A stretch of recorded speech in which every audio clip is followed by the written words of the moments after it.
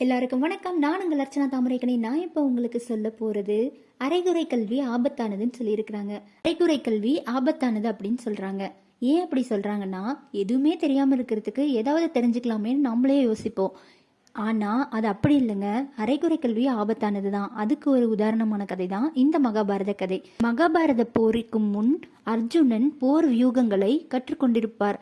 சக்கர வியூகங்களை எப்படி பயன்படுத்துவது, எப்படி கையாள்வது என கற்றுக்கொண்டிருப்பார். அந்த நேரத்தில் அங்கு வந்த சுபத்திரை தானும் கற்றுக்கொள்ள விரும்புவதாக சொல்வார்.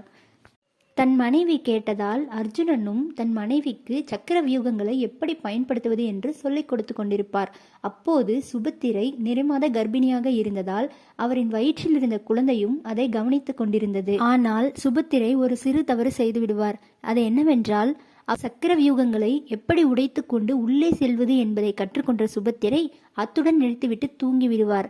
அதனால் குழந்தையும் அதை கற்றுக்கொள்ளாமல் போய்விடும். சக்கர வியூகங்களை உடைத்து கொண்டு உள்ளே செல்ல கற்றுக்கொண்ட குழந்தை வெளியே வருவதற்கான கலையை கற்றுக்கொள்ளாமல் போய்விடும். மகாபாரத போரின் போது அபிமன்யு தான் வயிற்றில் இருக்கும் போது கற்றுக்கொண்ட அந்த யுத்திகளை பயன்படுத்தி சக்கர வியூகங்களை உடைத்து கொண்டு உள்ளே சென்று விடுவார்.